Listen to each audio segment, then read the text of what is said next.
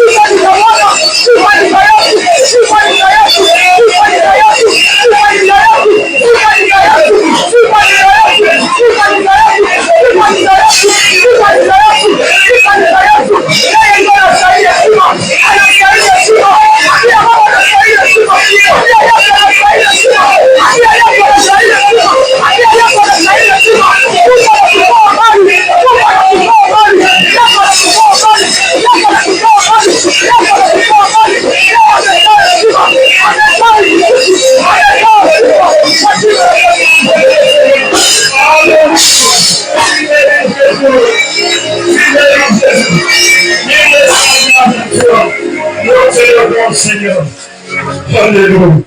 Attends, tu sais ça qui va te satisfaire. Père, Dieu, celui qui nous a appelés à l'existence en ces jours. Là où les autres sont morts, mais tu nous as ressuscités dans le sommeil. Pour que nous venions en ce lieu pour te louer, t'adorer et écouter les messages de ce matin. Seigneur, en ce lieu règne. Que le règne des hommes puisse disparaître. Et que ton règne vienne. Et que cette ta volonté soit faite dans ce jour. Au nom de Jésus-Christ. Au nom de Jésus. Père, règne. Et tous ceux qui ne confessent pas ton nom soient émus sans effet. Que tes anges règnent. Donne-nous la joie d'écouter ta parole, de l'accueillir et de le mettre en pratique dans notre vie et dans le temps qui nous reste de passer sur la terre. Nous te magnifions, Jésus, au nom puissant de Jésus-Christ. Amen. Amen. Bwana Yesu asifiwe. Bwana Yesu Kristo asifiwe. Tunakuwa na moyo wa shukrani kwa Mungu, Mungu ambaye ametupatia tena hii neema ya kufika machoni penu. Mungu wetu abarikiwe sana. Pia tunashukuru baraza pamoja na baba mchungaji kwa kutupatia hii muda ya kutoa neno la Mungu. Muendelee kuwa baraka kwetu. Kwa majina naitwa jina la Bukari Bashomba, niko mume wa mke mmoja wa kike. Haleluya.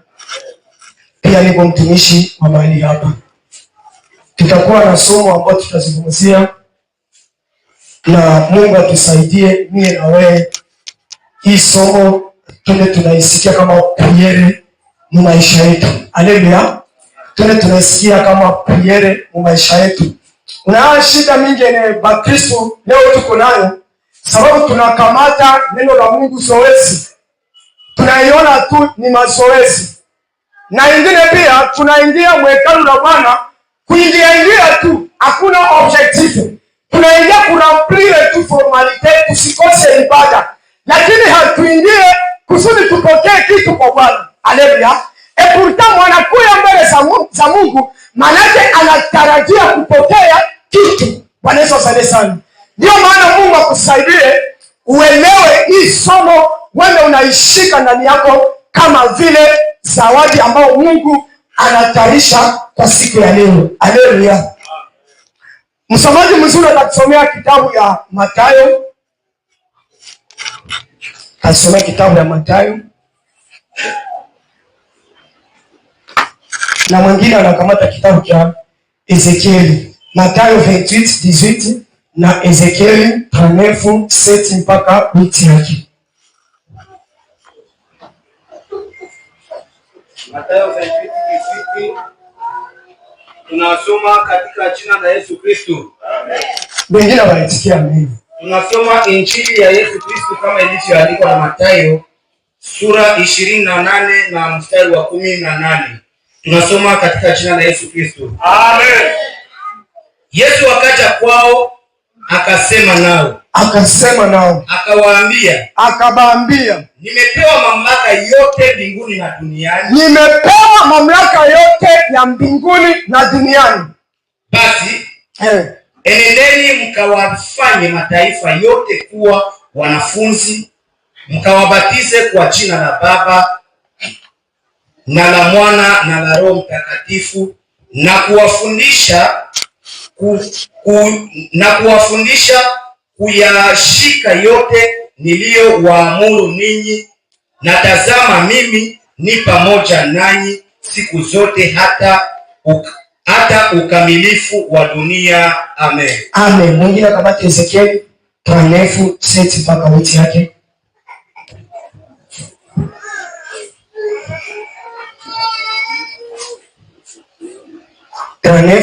Mpaka 8.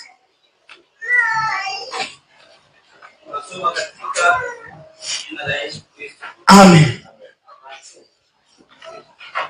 Ezekieli 39:7 8 yake.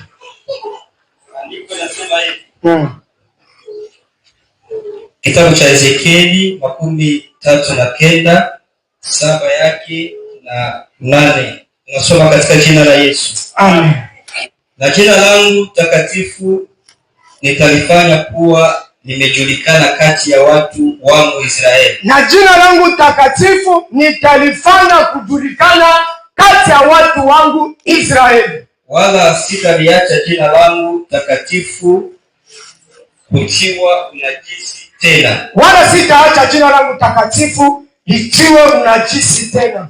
Nao mataifa watajua ya kuwa mimi ndimi Bwana. Nao mataifa watajua ya kwamba mimi ndimi Bwana, na aliye mtakatifu katika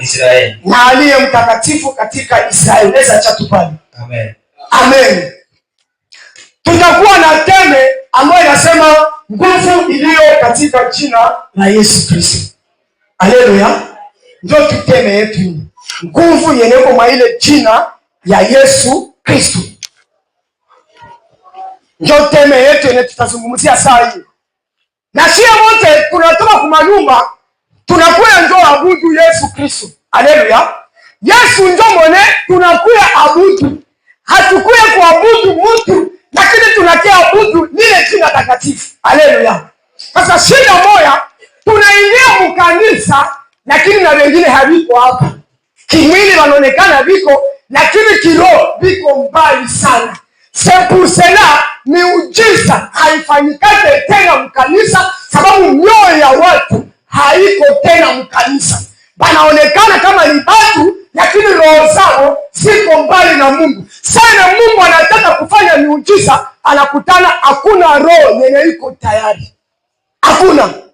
Na ndio nakutana kanisa hakuna hata uwepo wa Mungu ndani ya kanisa. Sababu gani? Watu wanatuonesha kama biko na habiko. Ndio Yesu akamwambia watu wa Mungu, sasa wanafiki, nyie mnaniabudu kwa midomo, lakini ndani mwenu roho yenu iko mbali na mimi.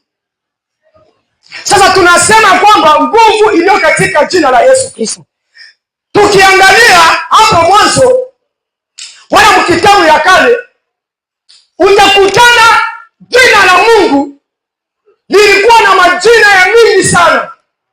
Alikuwa na jina kabisa za mingi sana, na shie wote tunajua, na wengi wanatunga manyimbo kwa ile majina. Banamwita Adonai, banamwita El Shaddai, banamwita Jehova Rafa, banamwita majina za mingi sana. Bwana Yesu asifiwe sana. Na ile majina haina problem. Haina problem. Na Mungu yeye ndiye anapenda, sababu wanamtapa. Mungu anapenda watu mtapa. Kiadonge ndipo na sasa tuko tunasema tusifu tuabudu. Mwingine kwa sababu atakuwa Mungu ashamtosha. Haujue meme wokovu yenye uko nayo Yesu alifanyia gharama. Haleluya. Alifanyia gharama. Hakuna strategia iliyofanya kusudi mwe na wewe tuokolewe. Hakuna. Ni neema tu. Yesu anasema nitashuka nikufie huyu mtu. Bali yeye ndio kufe na hii kwisi. Acha neema niite mwizi kusudi huyu mtu aokoke. Lakini sasa kuabudu Mungu unashindwa hata kutafakari. Huyu Mungu ananitosha wapi? Ndio naambiana watu, mbele usifu Mungu, angalia mretroviseur. Uangalie wewe wa mlona tweet, wewe wa mdemila, uko napanda ujangalie jinsi uko leo. Wewe peke utapata maneno ya kuambia Mungu. Tunatoka mbali. Kule kwenye nyenyezi natokiaka nyota, ndoko tunatoka shie wote. Sasa wanapanga Mungu ile majina yote, haikuwa mbaya. Lakini hata nikwambie, ulimwengu wa roho, zile jina hazina nguvu. Hazina nguvu. Ulimwengu wa roho, zile jina hazina nguvu. Zile jina hazina nguvu. Ulimwengu wa roho hazina nguvu, sababu haziko jina zake. Haiko ndio jina yake. Nikambiaka watu, mwanadamu hawezi kupanga Mungu jina lile jina kwa na nguvu ya kufukuza pepo. Shame. Haiwezi. Sasa vile shema ya Ibrania tunamwitaka Mkurashoni, na ndio shema kwa jina yake. Haleluya. Lakini ulimwengu wa roho Mkurashoni haina nguvu. Haina nguvu. Wakati alitokeza kwa Abrahamu, alikuwa anaitwa Mwenyezi. Anatokeza kwa Musa anajiita mimi niko. Sio vile. Sasa hapo anasema nitajulisha taifa langu Israeli jina langu takatifu. Atajulisha watu sasa jina yake takatifu kusudi lisitiwe tena najisi. Kusudi ile jina tena sikuwe na problem. Ataijulisha watu yake. Ataijulisha watu yake. Sasa sisi wa Kristo tulishaka zoea kutaja jina la Yesu Kristo, lakini hatuone nguvu yenye kwa ile jina la Yesu Kristo. Hatuione. Hatuione. Hatuone uwezo yenye kwa ile jina ya Yesu Kristo. Hatuione.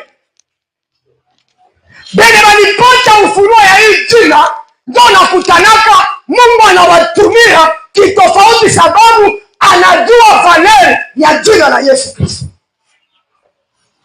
Anajua valeri ya jina la Yesu Kristo. Ndio Mathayo anaambia wa mitume aseme amepewa mamlaka yote mbinguni na duniani. Na ukisikia Petro anasema aseme hakuna jina lingine litupasalo sisi kuokolewa isipokuwa jina la Yesu Kristo. Zile majina zingine zote zikakosa nguvu. Zikakosa nguvu. Ukienda kwa mtu wa magonjwa, unasema kwa jina la Jehova Rafa, toka magonjwa. Magonjwa itabakia pale pale. Haiwezi katoki. mtu, lamuka pale hazitatoka. Kwa Adonai hazitatoka. Ziko zinakuangalia, ziko zinasema huyu mtu anapungukiwa na kitu moja. Sababu shetani yeye peke anajua ile jina alitoka mbinguni na anajua ile jina yenyewe inaweza mshinda. Haleluya. Na ndio maana Yesu akasema aseme kila yoyote mtanyoshia mikono kwa jina langu mie Yesu na atapokea uponyaji. Haleluya. Haleluya. Ile nye majina yote akaitia pembeni yake ndio kwa ya kwanza. Akitika kwa ya kwanza. Tukijua valere ya jina la Yesu Kristo, ninakuambia utaona kisi maisha yetu itabadilika, sababu tunajua valere ya jina la Yesu Kristo. Leo kama tunazofika hivi, leo kama tunashindwa mambo mengi, sababu tunashindwa kutumia jina la Yesu Kristo. Tunashindwa kulitumia. Tunashindwa kulitumia. Sasa tuangalia pointi 4 wala 5 ya nguvu ya jina la Yesu Kristo. Na pointi ya kwanza, jina la Yesu Kristo huleta wokovu kwa maisha yetu. Bwana Yesu asifiwe. Bwana Yesu asifiwe. Jina la Yesu Kristo ndio linatupatia wokovu. Jina la Yesu Kristo. Hakuna ingine jina inaweza kutupatia wokovu kama haiko jina la Yesu Kristo. Mimi naona shangala wa ndugu yetu baba wazee. Sasa Mungu anamwambia juu ya Yesu, ndiko wanafanya negligence, lakini siku ya mwisho batajua ule Yesu ni nani. Batajua tu Yesu ni nani. Batajua Yesu ni nani. Pale kwa mimi nasema jina la Yesu tupatia wokovu. Tunaweza soma Matendo ya Mitume sura 4:12. Inasema hivi. Au msomaji tuasome mbio Matendo ya Mitume sura 4. Wala hakuna wokovu katika mwingine. Wala hakuna wokovu katika mwingine. Maana hakuna jina lingine chini ya mbinguni. Hakuna jina lingine chini ya mbinguni. Ile majina ya Jehova madini. Hakuna ingine iliyo chini ya mbinguni kama iko waliopewa watu tupate kuokolewa nayo. Haleluya. Basi walipoona uhodari wa Petro na Yohana na kujua ya kuwa ni watu wasio na elimu, wakajua kama wale watu hawana masomo, wenye ujinga, wakashangaa tambua ya kwamba walikuwa pamoja na Yesu. Amen. Wakatambua ya kwamba hawa watu walikuwa pamoja na Yesu. Basi kudanganyake aseme kwa ingine njia ya kutafuta wokovu kama haiko njia ya Yesu Kristo. Anasema ya kwamba mimi ndimi njia na kweli ya uzima wa milele, Yesu Kristo. Ile jina ni jina yenye iko na nguvu kusudia majina zote za ulimwengu. Jina ya Yesu Kristo. Bwana Yesu asifiwe sana. Bwana Yesu asifiwe sana. Kitu ya pili, jina la Yesu Kristo huleta uponyaji. Ile jina ile tuko tunaimbia inaletaka uponyaji. Matendo ya Mitume sura 3:6 yake utasikia jinsi Biblia inasema kwamba Petro na Yohana walikuwa wanaenda kuomba. Wakati walikuwa wanaenda kuomba, maandiko yanasema wakakutana kiwete ama mwombaji alikuwa pale. Ule mtu alikuwa anatarajia kupata kitu kwa Petro na Yohana. Sausane alibaona akajua kwamba hapa leo kama mimi natoka naka mimi sherehe ama background bwana napata franga ya mingi. Lakini Petro akasema, hatuna fedha wala dhahabu, nilicho nacho ninakupa. Yale niko nayo ndio nitakupatia. Yesu Kristo wa Nazareti, simama utembee. Kwa jina la Yesu Kristo wa Nazareti, simama na utembee. Mimi ndio nikishangilia kwa sababu ni jina ambalo linaponya watu. Ni jina ambalo linaponya magonjwa yote. Ule mtu akasimama na akaenda. Sababu gani? Alikutana na jina lenye liko na nguvu. Niko naambia mtu mmoja hapo, magonjwa yanakusumbua Yesu aiponye kwa jina la Yesu Kristo. Mungu aiponye kwa jina la Yesu Kristo. Kama uko mgonjwa usitoke leo na magonjwa, Bwana akuponye kwa jina la Yesu Kristo. Ule mtu atakuwa mzima. Vile tuko unasema amen. Na ndio vile mtu naye kwa sasa baba amen akajitokea kakaenda. Huko wengine yuko tunaangalia tunasema amen, yeye kunaangalia asikie jina tuko tunasema ni jina gani. Vile tu unasema amen. Ndio vile mtu anakasikia ni furaha. Basi kwa nini nitumia madeni yote shilingi, madeni yote dolari? Baniambie tu kwa jina la Yesu simama na uende. Mimi na yule mtu aliweza ruka na kashangilia na ileta problem. Akasema comment expliquer huyu mtu anapona. Sababu gani? Ya jina la Yesu Kristo. Mimi napenda Yesu sababu Yesu yeye banaweza wakakuacha watu yote, banakutukana, banakusahabu, banakuona sababu vile wewe haufai kitu. Acha nikwambie sekebo, ita tu Yesu. Ita tu mkulanjo, umuite. Umwambie bananisadau juu ya kazi yako. Ule Yesu atakuja na intervention moja. Atakuja na atashiri kwenye maproblemu fulani. Shida moja hatujue kuita Yesu. Hatujue kutumikisha ile jina, hatujue. Wakati unaongea tu ya Yesu, Yesu anaweza kaoperate pale. Bwana Yesu asifiwe sana. Kama unaongea tu ya Yesu, Yesu anakuwa anaoperate pale. Nakumbuka watu wa Mwevi walikuwa wanaenda mahali fulani, biko wanafanya discussion. Biko wanaambiana sema, bwana, asema yule mtu alifufuka. Asema yule mtu walisumbua, alifufuka. Mungu anasema yule Yesu wa Nazareti alifufuka. Sasa Yesu sasa alisikia hivyo wanamsema, akaaparete katikati yao. Baya hawana habari, wanasaidia kama ni mwenzao msafiri mwenyewe, biko njia moja. Yeye naye akaenda, biko anawauliza, ni habari gani ile? Akamwambia, wewe uko mtu wa wapi? Mwenyewe haujui habari za Yesu wa Nazareti kama bali mtindika na alishafufuka. Ule mtu anajiadresa kwa ule, hayo kama uko naelezea Yesu. Haleluya. Maneno yako yote uko unataya Yesu. Ukitaya Yesu atakuwa pale pembeni yako. Haleluya. Wakati ya shida wewe usiangalie mtu, kabla hujapiga simu ya Ulaya itaanza Yesu. Haleluya. Itaanza Yesu. Ukiita Yesu, Yesu atanona ule mtu kule, anamuonesha ni mahitaji nimepata hapa, na anamwambia fanya intervention kwa ule mtu wangu. Shida moja watu biko naye, akipata probleme, anatafuta kwanza ile nimero ya Ulaya. Huyu ndio ataweza. Acha nikwambie, kama utangulize Yesu mbele, mimi nakwambia mtakorogana ule ndugu yako. Amuyali kama wanakupatia Yesu na waambia wakupatie Yesu.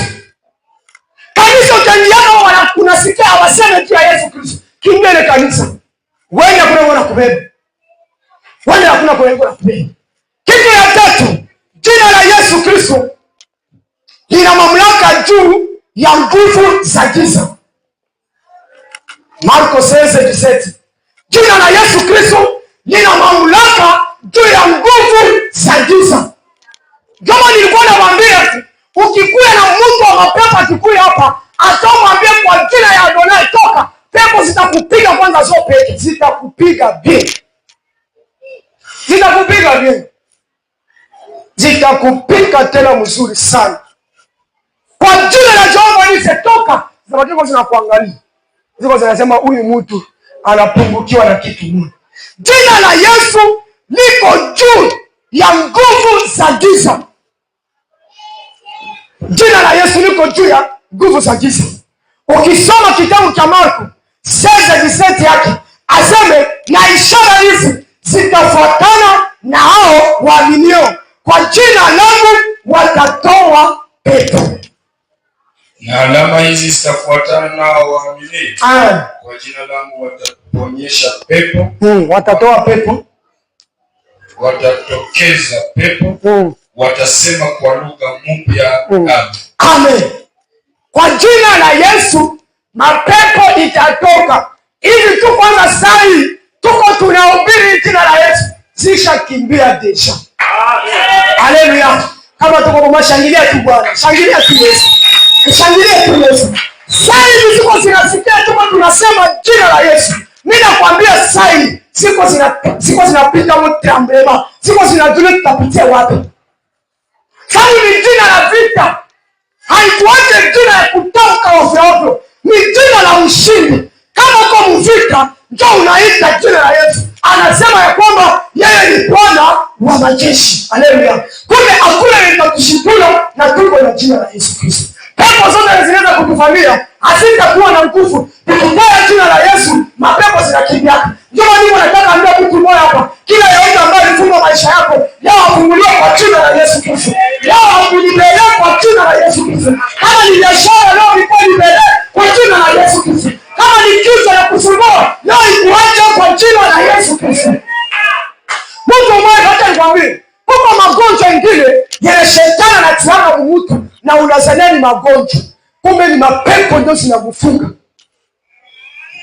Hapa juzi tulikuwa tunaombea mtu mmoja. Tuko tunamwombea. Sasa zile pepo zikasema hivi. Tunaenda juu na kutumbua, lakini tunamwacha kwa magonjwa. Tunaenda juu na tutesa, lakini tunaenda na tunamwacha hapo magonjwa. Nikakia kujua wakati mwa Yesu alikuwa anahubiri msinagogi, sasa alikuwa anahubiri asema kulikuwa mwanamke mmoja alikuwa na magonjwa ya nyonjo. Sio wote tunajua ile historia. Ule mwanamke anakuja, Yesu akamponya. Sasa na Yesu alimponya, makoani wakasema, "Comment expliquer unaponya mtu siku ya Sabato?" Akamwambia hivi, "Huyu ni kizao ya Abrahamu. Shetani alikuwa anamfunga miaka 18. Unasikia? Na kumoto wanadamu tulikuwa tunaona ni magonjwa. Kumbe ni shetani alikuwa anafanya nini? Alikuwa anamfunga. Kuna magonjwa mengine wewe utazania sema ya kawaida, kumbe ni shetani alishatia magonjwa pale. Kama Mungu atupe roho ya discernement, hatutajua kama ni shetani ndio anafunga hapo. Ndio utabeba mtu kwa hospitali, unakutana bingu alikamate, shetani alishakafanya makao ndani ya ule mtu. Bwana Yesu atusaidie sana. Lakini hatuna boga na hatuna shaka. Bwana alituachia jina moja. Ile jina tutakuwa tunaitumia kila wakati wote. Ile jina tutakuwa tunaiita kila wakati wote. Wakati wa shida tunaita jina la Yesu. Wakati wa furaha tunaita jina la Yesu. Wakati ya vita tunaita jina la Yesu Kristo. Kama furaha yako ieleke, wewe ita jina la Yesu Kristo. Kama biashara ieleke, wewe ita jina la Yesu Kristo. Kuna biashara nyingine banakuwa wanafunga, wewe unaingia msoko, pengine wanahusisha mamilioni, wewe unahusisha milioni. Unakuwa unatuliza akose nini ndio mwenye sitaki na nguli. Kumbe walishaka funga. Kwenye biashara yako mbele uko unaanza kazi, ita jina la Yesu Kristo. Haleluya. Haleluya. Jina la Yesu ni nguvu yetu kabisa. Kitu ya nne, jina la Yesu hutuliza zoruba. Jina la Yesu ndio linatulizaka zoruba. Tukiongea juu ya zoruba, tunaangalia perturbation yenye tunapitiaka makazi zetu. Tukiongea juu ya zoruba, tunaangalia kisi tuko tunapata matanja muhuduma ambao tuko nayo. Tukiongea juu ya zoruba, wewe ndio unajua furaha yako kisi haikamate tena mzuri. Tukiongea juu ya zoruba, wewe ndio unajua kazi yenye uko nayo iko na yumba, iko inataka uanguke kisha kesho wakuchekee. Lakini hata nikwambia kwamba Yesu anatulizaka zoruba. Haleluya. Haleluya. Mimi nafurahi sana, mimi nasitaka nyimbo tu wanataya jina la Yesu. Mimi nasitaka kumie meke furaha sana. Sababu kwa wanataya yule ambaye aliniokoa mimi. Niko wanataya yule mwenye anabadilisha maisha yangu. Niko wanataya yule mwenye ananitumia. Mimi nasitaka furaha sana. Jina tu chakamo jina la Yesu Kristo. Ya. Shida moja. Shewa imbaji tunaimbaga. Tuko tunaimba, tunawaza tuko tunaimbia hawa watu. Atukwame tuko tunaimbia hapa. Tuko tunaimba juu kurudisha Mungu utukufu. Haleluya. Haleluya. Mimi na yeye hautaitika sana, lakini utaenda utaitika. Amukwame Mungu mnapimbia. Mungu mnaimba juu ya utukufu ya Mungu. Probleme moja, waimbaji mnakuwa Mungu mnaimba, nyie mnawaza Mungu mnaimbia hapa. mwimbaji mzuri, wanajua leo ni dimashe, mimi naenda kuabudu Mungu, make kila nyimbo yote atakuwa tayari. Haleluya. Kila nyimbo yote utakuwa ndio unajikonekta na mbingu. Sasa unajikonekta na mbingu, ndio mbingu zinashusha utukufu wake. Lakini tukitoka tunaibiana wa watu, mimi nakwambia hatutapanda dimaso. Ni bure.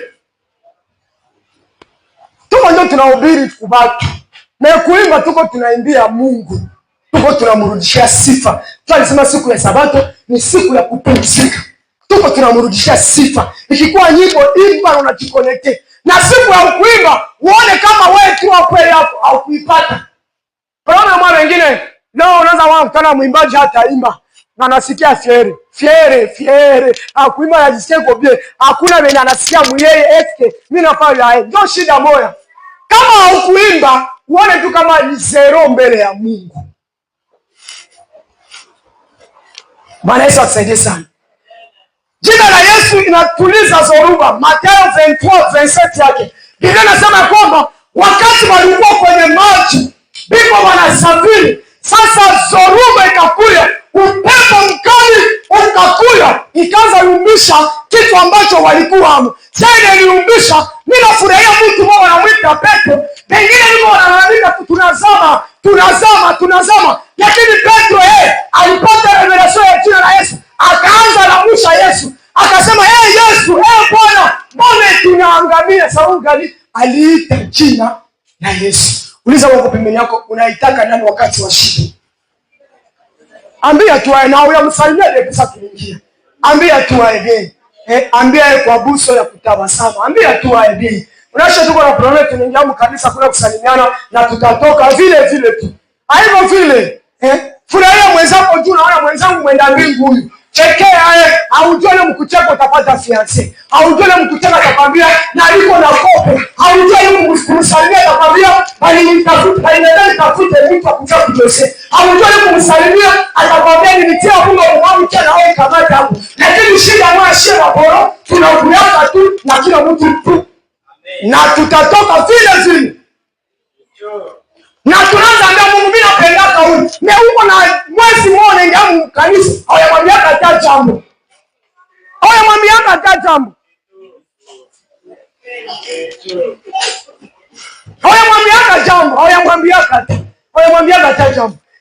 Utakuwa mtu anakuyaga na wachilia pale na giza tangu anaenda hata salimia watumishi. Baba jambo. Hakuna, ni very tu. Na gaenda. Mesa nafika nje anasema mtumishi wetu ule. Mesa uko naye pembeni umpatia hata yambo. Baraka zenu zote ziko mumikono ya watumishi hapa. Haleluya. Kama tu mnaamini ziko tu hapa. Kwa hiyo unaweza kuya tu papa jambo. Sama alikuwa na 50,000 ilishamwasha.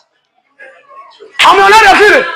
Ilishamwasha. Na ndio anasema acha nibariki huyu. Je, nini ile tu jambo? Na wewe unatuwazia sababu ya wewe mwenyewe ulishakamaliza yote. Ambia mwenzako yamalizaka yote. Ambia yamalizaka yote. Yamalizaka. Kama ulikula nyama jana, hautakula tena leo. Utakula lenga. Maana yake ukumaliza nyama yote. Mwingine ni watakula. Mimi kusalimiana ni masifa. Iko na kuangalia hivi. Acha vile. Shie wote. Watatuchimbia emete. Shie wote. Kama utende mema hapa, usiwaje umeilo mtetende yaka. Hakuna. Mimi naona furaha yangu wazee yangu. Baya ni ankadre mzuri. Mimi watape. Jume mimi natabaka mtu mwanafari ya mzuri. Na mwanafari ambaye anamwambiaka tu unafanya ya mubaya juu kesho fanya mzuri. Mimi si watape, wanafanyaga ya mzuri. Amen. Ya mzuri. Unasikia hata kupiga mikono ni umoja tu. Unaima mtu hata mikono. Utamupa chakula. Bwana Yesu asifiwe.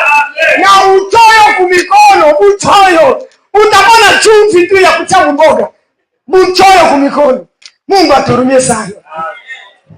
Zoruba ikakuya. Zoruba ilikuya. Petro akaita ile jina. Akasema hapana. Hatutaangamia hivi. Hatutalia hivi. Sababu na tuko na Yesu hapa. Petro akamwambia Yesu, Bwana tunaangamia. Tunateseka.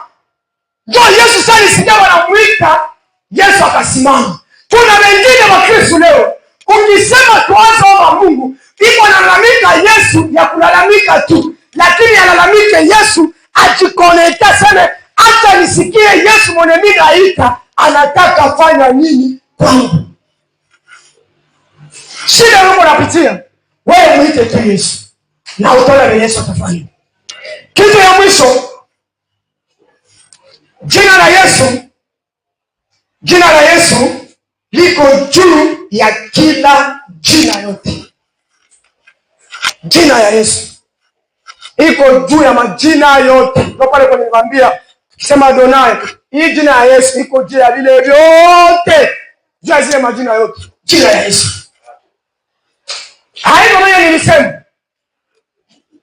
Ukisema kitabu cha Wafilipi sura 2 9 mpaka 11 yake, utasikia Biblia inasema pale mzuri. Iko jina yenye iko juu ya majina yote. Maanake iko jina yenye inashinda sida, inashinda jina ya kanseri, inashinda jina ya diabetes, inashinda jina ya hypertension, inashinda jina ya kifafa, inashinda kila jina yote ya magonjwa. Jina ya Yesu ndio iko juu ya majina zote. Niko naambia mtu wewe hapo, magonjwa wewe unakusumbua, wewe uite jina la Yesu, magonjwa yatatoka. Magonjwa yatatoka. Ukiita jina la Yesu, magonjwa yatatoka. Haitaishi kanseri hapo nayo, haitaishi diabetes hapo nayo. Jina la Yesu linaponya, jina la Yesu linaokoa, jina la Yesu linagusa, jina la Yesu linaondoa maana na mikosi yote. Jina la Yesu linaondoa. Ile jina la Yesu inashinda magonjwa yote. Hakuna ya kutudanganya, hakuna ya kuogopa. Tunamwamini Yesu. Haleluya. Tunamwamini Yesu. Ule Yesu matunaamini, na yeye ndio atakuwa atupigania. Yeye ndio atakuwa atukuza. Hata nikwambia kwamba na Yesu akikugusa, maisha yako itabadilika. Yesu hapo sana mwanadamu. Yeye akikugusa tu, maisha yako itabadilika. Ule Yesu akikugusa, maisha yako itabadilika. Jina yake iko juu ya mapresida yote. Jina ya Yesu inashinda vile yote. Jina ya Yesu. Shida mwa Kristo walishaka zoea jina. Walishaka izoea kuizoea tu. Lakini acha nikwambia kwamba kuzimu wanatetemekaka wakisikia jina la Yesu Kristo. Banatetemekaka, banajua kwamba tena ule mtu wote alipo wanadai. Banatetemekaka na unakutana wengine banajifichua na ulozi yao. Sababu kulifanya nini? Ulitaya jina la Yesu. Tu ulitaya tu ile jina. Anaanza leta na nini nafanya kai? Ile tu jina unaitaya tu. Ni jina ile tunaendana na mvita. Ni jina ile haishindwote. Ni jina inapiganishwaka lakini haijawahi kushindwa. Jina la Yesu. Bwana Yesu asifiwe sana. Bwana Yesu asifiwe sana. Nyosha mkono wako tu. Sema tu kwa jina la Yesu Kristo. Kwa jina la Yesu Kristo. Magonjwa yote yenye yananifamia kupitia neno la leo, ninatuambia ya kwamba jina la Yesu Kristo lina nguvu ya kuponya magonjwa. Tangu sasa magonjwa. Tangu sasa magonjwa. Tangu sasa magonjwa. Tangu sasa magonjwa. Na kuamuru kwa jina la Yesu Kristo. Toka wende. Toka wende. Toka wende. Toka wende. Kama ni kwa watoto wangu, kama ni kwa mume wangu, kama ni kwa mke wangu, leo mimi nadeklare kwa jina la Yesu Kristo, magonjwa itoke. Kwa jina la Yesu Kristo, magonjwa itoke. Kwa jina la Yesu Kristo, magonjwa itoke. Magonjwa itoke. Magonjwa itoke. Kupitia neno la leo, mimi nakiri leo. Mimi nakiri leo. Magonjwa itoke. Magonjwa itoke. Kwa jina la Yesu Kristo. Jina la Yesu ni ushindi kwa maisha yetu.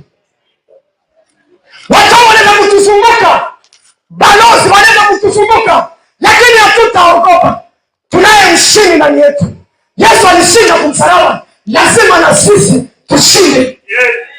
Hatutaogopa chochote. Hatutaogopa.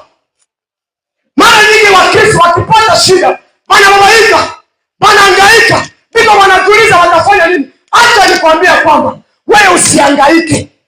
Uliamini jina kubwa. Hata ukukula leo hakuna probleme. Hata ukukula jana hakuna probleme. Hata ni shida ya nyumba hakuna probleme. Wewe umwite tu Yesu. Ita tu Yesu. Utaona vile Yesu atafanya. Yesu analongotanaka hapa na anakuketisha kukiti ya wafalme. Njoo Yesu. Ule njoo Yesu. Mimi namalizia mtu mwevu anamwita Esther. Esther alikuwa haiko wakiana, lakini alikuwa na buso nzuri. Alikuwa wakiana, alikuwa na buso nzuri. Ili Mungu atatiza kiana na buso nzuri. Ndio kusema hii. Alikuwa haiko wakiana, alikuwa na buso nzuri. Esther.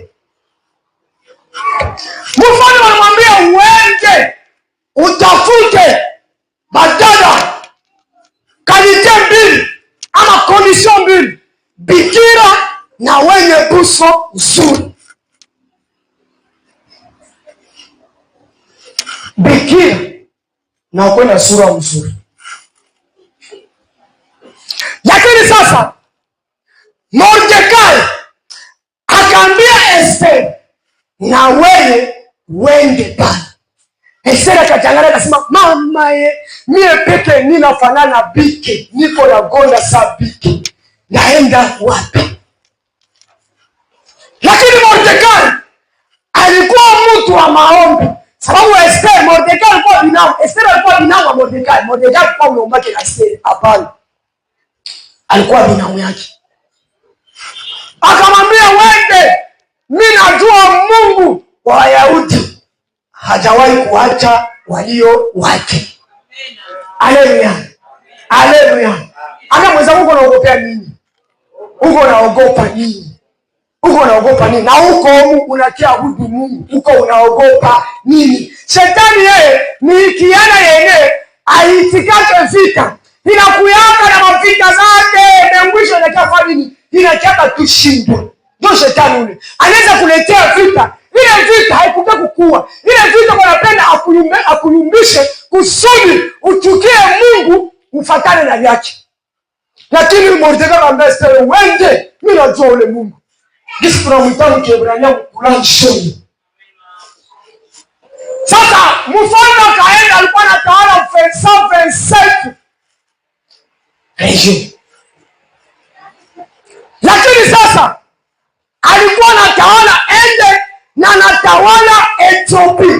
Au tukienda ende baingie ndio wakiana wa kwanza mudunia na Waethiopia ndio wakiana wa kwanza mu Afrika. Sasa niambie Esther angepitaka wapi wa wale wawili? Sio hapa wala mama hapa Uganda. Akienda ende waleka sema jambo gasu. Ndio hauko wakiana. Ndio sasa wengine tena mpaka nende mlanyo ndio anaona mfungo. Wewe uko wakiana. Maajabu. Maajabu. Ukienda ende sasa hivi washapiga fonde te. Wanapaswa kutimiza mbeshie. Unazaliwa